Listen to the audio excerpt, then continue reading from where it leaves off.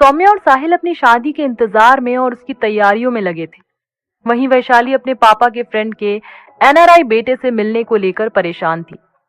वैशाली अक्सर संडे को कोई ना कोई बहाना बनाकर विनय से मिलने उसके रूम पर पहुंच जाती थी। अगर उसको समय मिल जाता तो वो पूरा दिन ही विनय के साथ रहती, और कभी अगर समय नहीं मिल पाता तो भले ही 1 घंटे के लिए जाती, पर जाती जरूर थी। और इसी मिलने मिलाने के चक्कर में वो विनय के इतने नजदीक आ चुकी थी। अब विनय से दूर रहना उसके लिए पॉसिबल ही नहीं था। ऐसे में जब वैशाली के पापा ने उसको बताया कि आने वाले सैटरडे संडे में न्यूजीलैंड से उनके फ्रेंड अपनी फैमिली के साथ आ रहे हैं और 2 दिन उनके घर पर ही रुकेंगे, तो वैशाली बहुत परेशान हो गई और एकदम चिढ़कर बोली, 2 दिन? वैशाली के ऐसे रिएक्शन पर वैशाली के पापा बोले, अरे इसमें इतना हैरान होने की क्या बात है? वो मेरा दोस्त है और साल 2 साल में 1 आध बार उसका इंडिया आना हो पाता है। इंदौर में तो उसका कोई रिलेटिव भी नहीं रहता।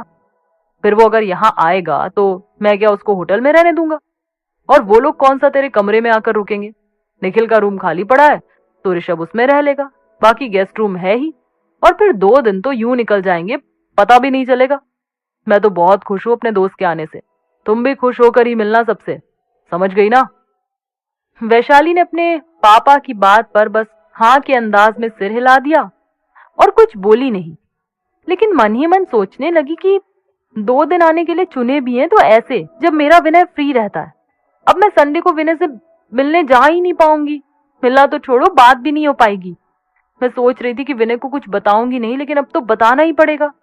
वो पूछेगा कि संडे को आओगी क्यों नहीं, क्या कहूंगी तब मैं उससे? वो तो वैसे भी मुझे लेकर बहुत सेंटी हो जाता है, कहीं गुस्सा ही ना हो जाए कि कोई बंदा आकर मेरे साथ 2 दिन रहेगा। ये बात मैंने उसको अब तक बताई भी नहीं है। वैशाली ये सब सोचकर परेशान हो रही थी। यही सब सोचते सोचते उसके मन में आया कि अभी तो 4-5 दिन पड़े वीकेंड आने में, तब तक कुछ ना कुछ सोच ही लूंगी। ये सोचकर वो अपने कमरे में जाकर अपनी पढ़ाई में लग गई और उस दिन भी उसने विनय को कुछ नहीं बताया। अगले दिन जब कॉलेज जाने के लिए वो वैशाली को बुलाने गई, तब वैशाली को उसने सारी बातें बताई। सुनकर वैशाली को भी यही लगा कि विनय को ये सब बता देना चाहिए। वो बोली, यार देख, पहली बात तो ये कि तूने विनय से इतनी नजदीकियां बढ़ा ली कि मैं तो सोच भी नहीं सकती थी, और अब तू उसको ये सब बता भी नहीं रही है। उसको पता तो चलेगा ही चलेगा बाद में।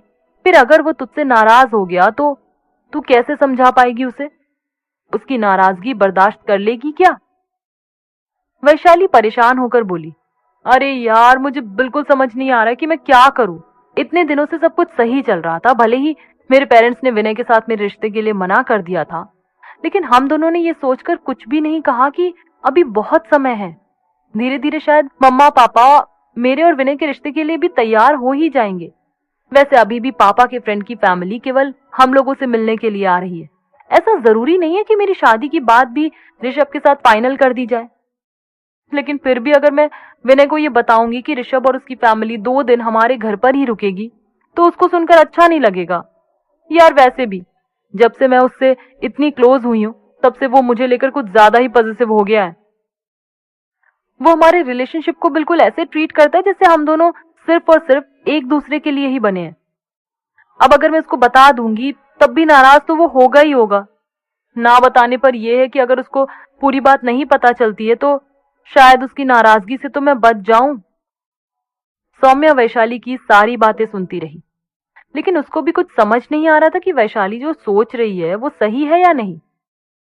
उसने वैशाली से आगे पूछा, अच्छा मान लिया कि तू नहीं बताएगी, लेकिन फिर हर संडे की तरह तू मिलने भी तो नहीं जा पाएगी। उसका क्या रीजन देगी? वो फोन नहीं करेगा क्या? और ये भी जरूरी नहीं कि जब वो कॉल करे तब तू उससे बात भी कर पाए।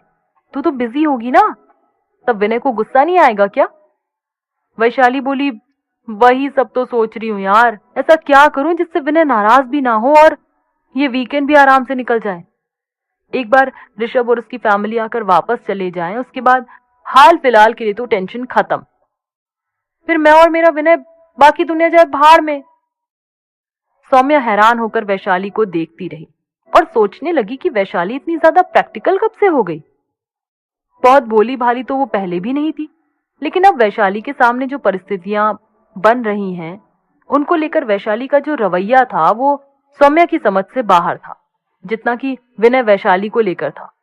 लेकिन जब वैशाली विनय से कोई बात छुपाने के लिए सोचती या सौम्या से डिस्कस करती तो सौम्या को अच्छा नहीं लगता था। सौम्या का सोचना था कि जब हर तरह से हर चीज अपने पार्टनर में बांट चुके हैं तो हर बात भी अपने पार्टनर को पता होनी चाहिए। यही सब सोचकर सौम्या को विनय के ऊपर दया आ जाती थी। विनय उसे कभी भी गलत नहीं लगा, जबकि वैशाली का विनय के साथ फिजिकली क्लोज होना सौम्या को शुरू से ही गलत लग रहा था। सौम्या का मानना था कि अगर लड़कियां इजीली इस चीज के लिए तैयार हो जाएं, तो कोई लड़का खुद से पीछे क्यों हटेगा। लेकिन हर रिश्ते की एक मर्यादा होनी चाहिए, जो वैशाली खत्म कर चुकी थी। इसीलिए सौम्या को वैशाली थोड़ी थोड़ी गलत लगने लगी थी। लेकिन वो सौम्या की बेस्ट फ्रेंड थी, इसलिए सौम्या ने कभी ये बात वैशाली के ऊपर जाहिर नहीं की, और करती भी कैसे। हर किसी की सोच, हर किसी का प्यार करने का तरीका अलग अलग होता है। जरूरी तो नहीं कि जो सौम्या को सही लग रहा है वो वैशाली की नजरों में भी उतना ही सही हो। खैर, सौम्या भी ये सोचकर परेशान थी कि अब आने वाले वीकेंड में आखिर होगा क्या।